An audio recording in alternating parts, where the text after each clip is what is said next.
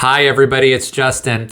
I am so glad that you're here today in the second episode of this season. And I want to talk to you today about the update that I have for you now being 6 months, where I had made a promise to myself to stop drinking alcohol and to start moderating how alcohol is going to be used into my life.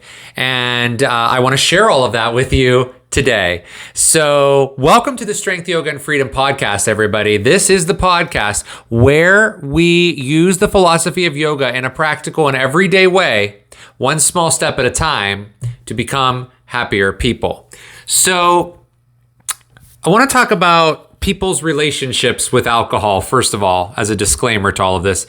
And this includes me too. So if your relationship with alcohol is one that you are trying to just kind of get a little bit of a control on it, right? It's not affecting your everyday life like your job, right? You're showing up to work, you're bathing, right? You're doing all of the things that you need to be doing in your life to function as an adult. Then maybe your relationship with alcohol is similar to the way mine was, where there were things going on with alcohol that were deterring. They were they were creating speed bumps, right? And not allowing me to and sometimes even forks, where I'd go off to the wrong path, right? So the relationship with alcohol was causing those bumps or causing a turn. And so if your relationship with alcohol is of that nature, then maybe this will resonate with you. Now, if your relationship with alcohol means you can't function or you can't go to work or it's tough for you to get through the day without drinking alcohol, that's where you may want to seek some support from a trusted professional, because there's always help out there to get yourself better. So I wanted to say that, and I also want to say that not everybody's relationship with alcohol is the same. There are people who can have drinks and can drink alcohol very responsibly and know their own limits. I was not one of those, all right? I definitely was not a person who knew their limits. And that doesn't mean with just alcohol. That means with a lot of different things I did not know my limits. So I wanted to talk to you about these past 6 months.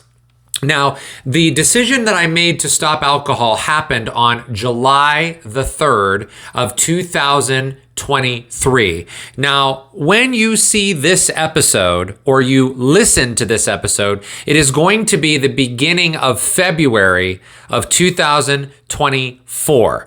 And I'm not recording this that far in advance from that date, but I do want to let you know that it will be about 6, maybe almost 7 months since this last kind of pact that I made with myself about alcohol.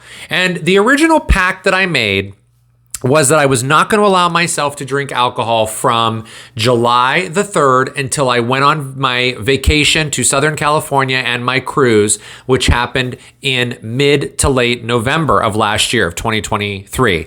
So there was absolutely no alcohol during that time. Now, if you want to know the reasons why I stopped drinking alcohol, I kind of gave you a little bit of a synopsis just for a second when I was talking about relationships with alcohol. You can go back and listen to the episode that aired way back at the end of July of last year. It was episode 95 of season 1. Because if you remember, in season 1 of this podcast, I launched a lot of episodes. Sometimes they were 2 times a week. They were much shorter, but I've switched the format now to do seasons. But that episode is out there. It's from July 25th, 2023. That's the exact date. I wanted to check my notes with that. So anyway, that has way more in-depth reasons on why I needed to stop. But this is not an episode that I want to talk to you about reasons why I stopped. This is an update. And again, this is for anyone out there who has ever thought, maybe I want to change my relationship with alcohol. Maybe I want to cut back. Maybe I want to change it to this, to only drinking during this time. A lot of people do dry January at the beginning of a year, or they do sober October, or they do a rolling 30-day, or they try it for so many days. So everybody's different. But my story hopefully can help inspire you or inspire someone else you know. So if you know anyone who might be wanting to change their relationship with alcohol, maybe send them this podcast, this episode, or this video if you're watching it on YouTube.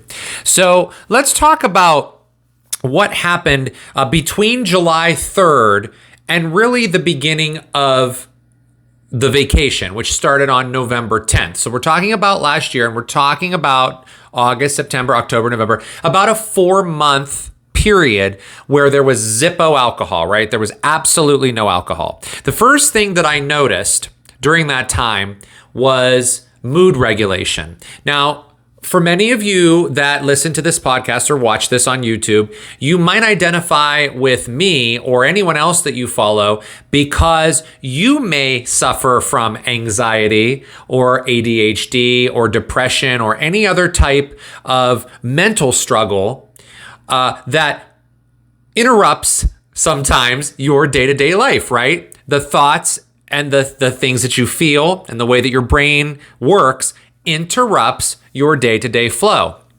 And that's why I created this podcast, so that we could try to tackle some things that are tools that will help us move forward in the path of purpose with more happiness. It's impossible, and I say this often, it's impossible to be happy all the time, right? We're not happy all the time as human beings. Life doesn't work that way. But we can be happier than we were before. And that's really the goal of my life. And I'm hoping if you're listening to this, maybe it's a goal of yours just to be a happier person. And I'm talking genuine happiness, not controlled happiness, where you think you're happy because you're controlling everybody else and controlling situations. That's not happiness. I'm talking about happiness from like your heart, really true from your core. And so mood regulation was a big deal for me when it came to alcohol. When I would drink alcohol, I would either fall into a depressive state days or sometimes a week later, or I would have such a high off of the alcohol that I would block out or be numb to real, succinct, authentic feelings. And when I stopped drinking alcohol, I noticed that all went away. And I noticed that it was a little easier to regulate my moods based on other factors, primarily myself and what I'm doing and my habits and my routines and the way I live my life, rather than turning towards a substance like alcohol to help elevate my mood. An example of this is for those of us who would use alcohol as a means to feel a certain way when we're about to do something. Meaning, let's say you're going to go, my favorite example is a concert. I like concerts, but guess what I don't like about concerts? Parking, crowds, feeling like when you're sitting there, you're bunched up. Now, some of you love concerts, that's great. But in those environments, I can get very anxious. Now, that's not to say that I won't go to a concert or a stand-up comedy show or something where you're seated, everybody's seated or standing or whatever it is, or it's an outdoor venue. But what I used to use alcohol for was a mood regulator. I would say, well, if I drink a whole bunch of alcohol, I'm going to enjoy this event more. Well, in reality, was I really enjoying the event more, or was I actually using alcohol as a crutch? Was it the alcohol I was using? Was it the alcohol I was enjoying more than I actually was enjoying the event? And the answer for me was yes. It wasn't about the event, it was about the alcohol. And so if you are using alcohol to enhance an experience, right? You call it maybe liquid courage, right? You don't need liquid to have courage. You already have courage. You just need to know how to tap into it. And if you use alcohol to do that, you may be numbing other parts of yourself that are screaming to come out. And so mood regulation was a huge deal for me and a huge reason why I wanted to stop drinking in the first place, and why it helped me to maintain a good level of stability through the rest of the summer months and into the fall. So let's move on to the next area of my life that I noticed a big change happen, and that's eating. For some of us, eating is affected by alcohol because either A, we drink the alcohol, which is a lot of calories, right? Unless you're just drinking straight up vodka, right? Or other alcohol that has no calories. But for the majority of people, you're mixing things, right? And you're drinking alcohol you're consuming a lot of alcohol or calories in the alcohol. And when you have the calorie intake like that, for me, I would always have no appetite because it's like my body was like running off of the calories from the alcohol. And so I would not want to eat. And eating is one of my favorite things to do, especially if I'm traveling or going places and I want to try new things. To me, that was more important than drinking alcohol. Now, for some people, you may drink a bunch of alcohol and it may increase your appetite. You might be able to eat more, and maybe you've gained a little weight because you've done that, or maybe you've just gained weight. We're going to talk about weight in a minute, but maybe you've gained a little weight because you're eating more because you're drinking. So for me, the eating habits changed. They changed because when I'm not drinking alcohol, I feel like my gut, my digestive system is on a regular pattern, a regular cycle. And so instead of me putting alcohol into my body all of the time, there was this regulation of my eating, and I was hungry and it felt good to eat. And not to be gross, but when you go to the bathroom, you will notice a difference when you've drank alcohol and when you haven't drank alcohol. Okay, so there's a difference there too. It all affects your gut because everything's connected in the body. We know that. So as far as that's concerned, the eating was a big deal. My sleep changed. Now, we know based on science and based on research out there that alcohol affects your sleep. This isn't, a myth. Alcohol does affect your sleep. And so for a lot of us, if we would drink alcohol, we would go right to sleep. But you're really not resting that well because it affects your sleep cycles and the way you travel through those sleep cycles. So when I stopped drinking, I noticed a change in the sleep. The ability to fall asleep was better. Before, I might stay up for a while or be wired, and then I would crash. I noticed I would fall asleep so much faster. And I would fall into a nice deep sleep and sleep in that deep sleep state for a very long time, a lot of hours. And the reason I'm saying this is because I have never been a person who was from a young age able to just sleep through the night and not wake up. It's rare that I ever do that. But when I drank alcohol, I would wake up way more than I would wake up now, where I'm not really drinking alcohol. And I may wake up one time at night now, where before I might have woken up 15 times or had throwing the covers off or the night sweats and things like that. All of that stopped when I stopped drinking alcohol. Now, I mentioned weight loss before, and I want to talk about weight loss. I lost weight when I stopped drinking alcohol. That's not always the case. There are people who will gain weight when you stop drinking alcohol. But for me, the weight loss was a huge deal. It wasn't that I wanted to lose weight, but I lost the weight in the areas that I kind of wanted to feel the weight come off. The visceral fat that came, that's around your stomach or even your love handles. Those things started to change for me. And my upper body looks very different than it used to look when I drank alcohol more regularly. And then I want to talk about the last thing that I noticed, and that's people. Now, I already talked about, concerts. I use that example. I want to talk about people because it's very similar.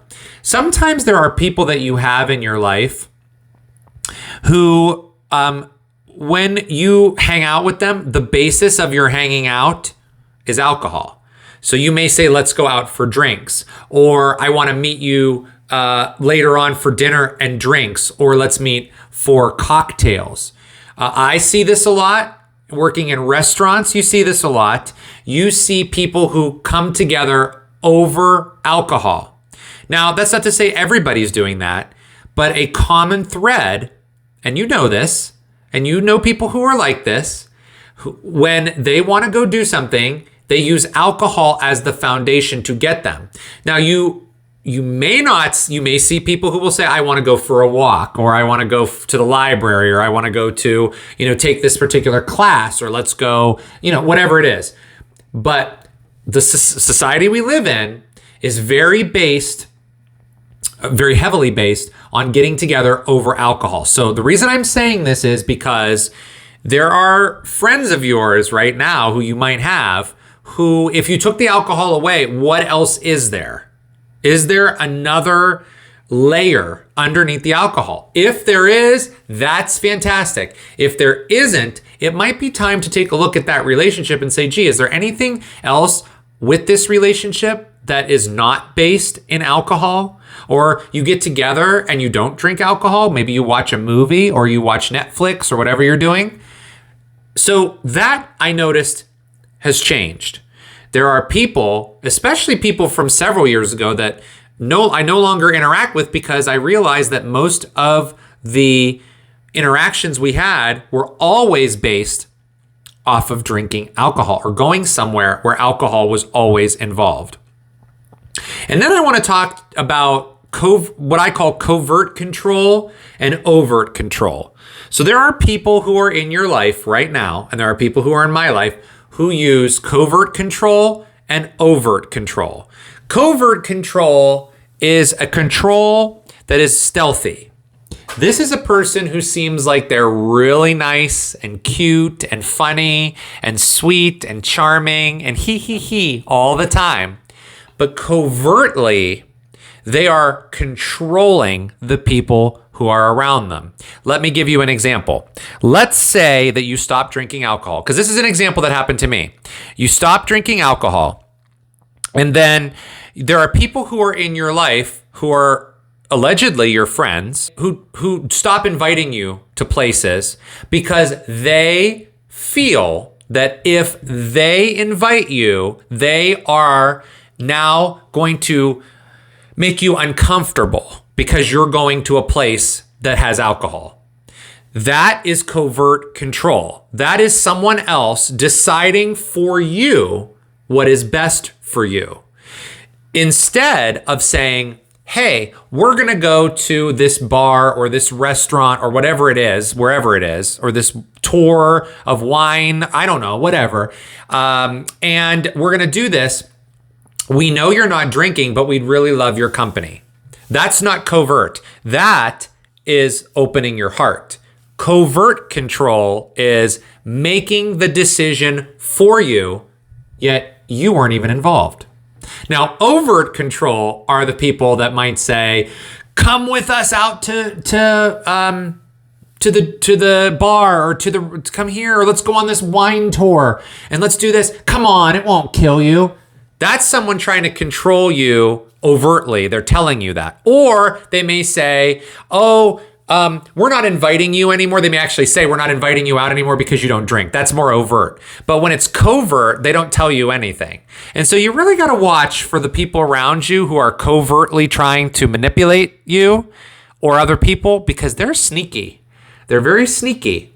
And so you will learn that when you pull alcohol away from your life. There's those folks who are still drinking that either covertly want to do it or overtly want to do it. And by doing it, I mean control. All right, so those are some of the big things I noticed over the past, over those 6 months. Now let's get on to November the 10th. And November the 10th is when I went to this vacation out to the West Coast. When I was a little more of a heavier drinker, my travel would be coupled with alcohol. Now here, this wasn't the reason I would couple alcohol with travel is not because I hated to travel and I wanted to mask it with alcohol. It was because for some reason growing up, the people I was around always coupled drinking in airports, drinking on the plane as normalcy. And they coupled the drinking with the traveling, and it became normal, right? It was normalcy to do that. And so as I started to experiment with not drinking, I realized I had to go through airport security and go to my gate and pay attention and get on the plane and enjoy the flight or do something else or read or whatever I was doing without alcohol. And so I did that on this trip, probably for the first time ever that I have ever taken, and I'm talking about air travel. I have taken a train to travel once, and there was alcohol involved in that too. But as far as air travel is concerned, this was the first time that there was absolutely no alcohol involved going to California, and I live on the East Coast, so I was going across the country. So there was no alcohol involved going west, and there was no alcohol involved coming back. So that's the first thing. The second thing is, when I got to California, I did not want to have alcohol in my system because it was a long travel day. I had to leave here at my house 4:00 in the morning, 4:30 in the morning to drive, an hour and a half to the airport, to drop my car at the parking, to shuttle over to the airport, to get through, all of that, and then get on the plane and then have a connecting flight and then get to, okay, so and then you're gaining hours by going from east to west. So really it was like an 11 or 12 hour travel time plus the additional 3 hours. So there was a long day. I didn't want to feel day hungover, like hungover during the day. Have you ever felt like that? I didn't want to feel like that when I got out to LA.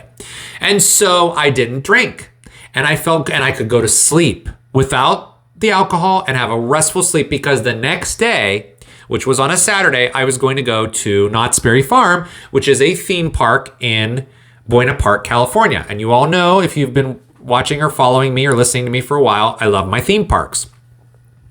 And at Knott's Berry Farm, if you are not familiar with Knott's Berry Farm, Walter Knott, who was the founder, and his wife and family, he was the person, if I'm not mistaken, and I might be off on my facts, but I'm pretty sure it was Walter Knott himself who kind of invented the boysenberry. He took some berries, I believe it was raspberry. Again, I can't remember. I think it's raspberry, blueberry, and some other berry, and he put them all together and created this boysenberries. If you've ever had boysenberry, it's freaking delicious. I highly recommend it. You can get like pie filling, you can get concentrate, which you can drink. Oh, it's so good. You can get all kinds of things. But they had boysenberry beer there, and I always wanted to try boysenberry beer. So that was going to be my first drink that I had had since July 30th. So now you're from July 30th to November 11th. And I wasn't going to allow myself to have that beer until after I had eaten my 2 meals. So I wanted to have my lunch and I wanted to have my dinner. And then I was going to have that as my evening kind of relaxation and enjoy the taste of the boysenberry. That was the purpose, not to drink so I can be drunk and go on rides, which I have done, which I don't recommend. But it was delicious. It was 1 beer. That was it. And I thought, gee, this was good. You did a good job. Great. The next day, which was the 12th, was the day I was going to board my cruise. So on the cruise, we'll talk about the cruise now. The purpose of the cruise was to have adventure. It was to have experiences. It was to see places I had never been before. It was to relax. And the purpose was not to go and party. The purpose was to have a good time and enjoy myself and have these great experiences. Now, I go on Norwegian Cruise Line when I cruise, and Norwegian Cruise Line often gives you what they call a free at sea package. And one of the things in your free at sea package is usually unlimited open bar.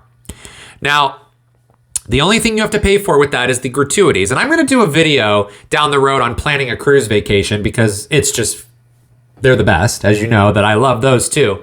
But as far as the drink package is concerned, I had unlimited alcohol. And when I used to cruise, and I've been on many cruises, I would just drink maybe 8 to 12 drinks a day for 7 days. And I know for those of you who have cruised and have had drinking on there, I'm not the only one. In fact, every cruise I've seen people drink even more than that. And it's not a comparison, but what I'm saying is that didn't work for me in the past, and I didn't want to do it on this trip. Again, this trip was about purpose, relaxation, experiences, adventures, not about partying. So this wasn't going to be a do shots and go dancing type party and cruise. And if that's the way you want to do it, go for it. It doesn't work for me. So I, on average, allowed myself 1 to 4 drinks a day. And there were 2 of the days of the 7-day cruise where I had no alcohol at all. Now, there was one day where I drank maybe 7 or 8 drinks from the course of the morning to the evening. It was the most I had drank in one day in a long time. And boy, I felt that at night. And a lot of it was wine, because I had started earlier at lunchtime and I had a few glasses of wine. Then later I had a couple with dinner. And then I went to karaoke and I was dancing a little bit and I was enjoying live music and I kept having wine. But the sleep was different. The next morning felt different. And luckily I had planned that, not luckily, on purpose, I had planned that so that the next day, because I knew I was gonna have some wine, and I knew the next day I did not want to get up and go on a shore excursion and be hungover and this and that. So I slept in And even though I didn't feel as great as normal, I still felt like I had a little bit of control over the alcohol. So that was great.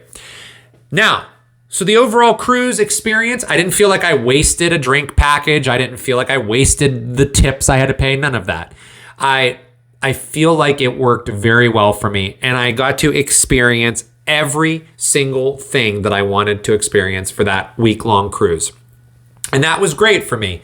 But that 4-month window between July and November, if I wouldn't have been off alcohol altogether, that cruise could have looked completely different. So I'm grateful for that experience. Now, I mentioned coming home and traveling back with no alcohol also. That was very important for me because I used to drink on the way home, and then like maybe the next day or the day after that, I would go back to work and feel like crap. I didn't want to do that, right? We did not want to do that.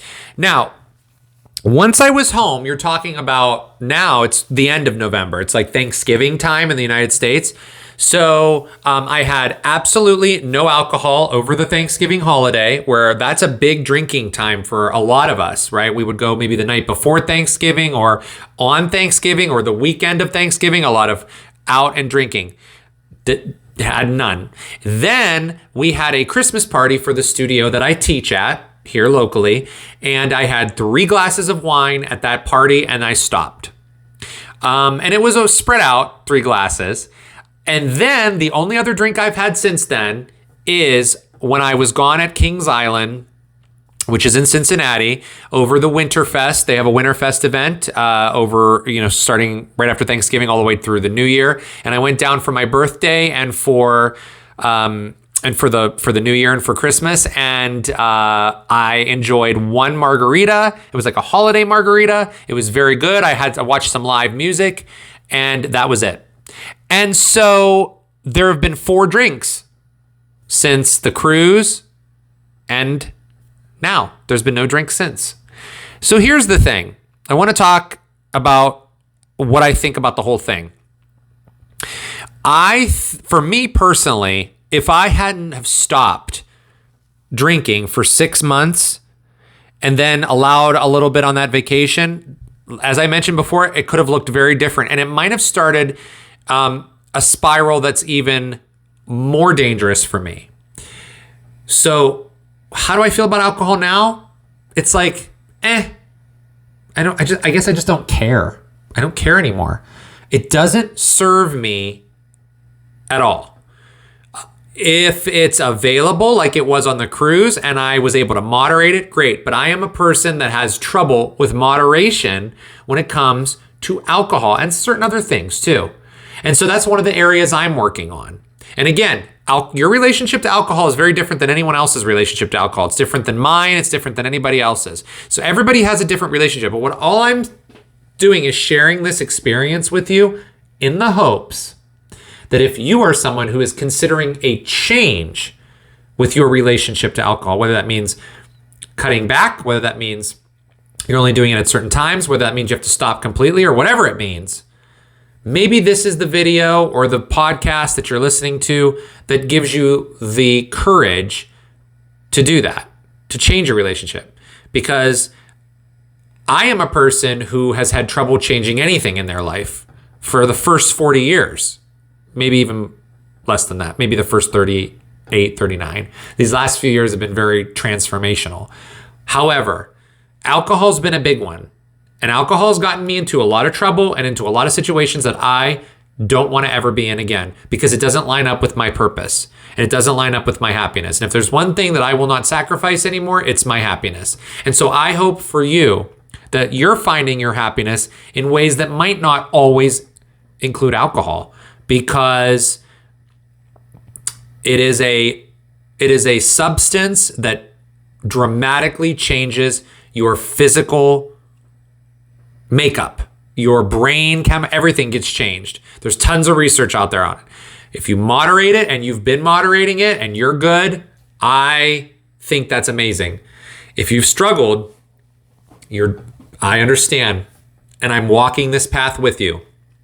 So if you're watching this on YouTube and you have something that you want to share about your journey, put it in the comments. If you have someone who you know that might be struggling with alcohol and you want to send them this, send it to them. It's just another person saying, hey, this is my story. This is how I worked through what I needed to work through and why I did it.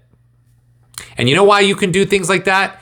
You can do them because you can, and because you deserve it. You deserve to be able to do them. So until our next episode, I'm wishing you health. I'm wishing you a lot of happiness, and I'm wishing you a life full of purpose, full of joy and abundance, because you deserve that too. Thank you for listening to my story, my friends. We'll see you next time.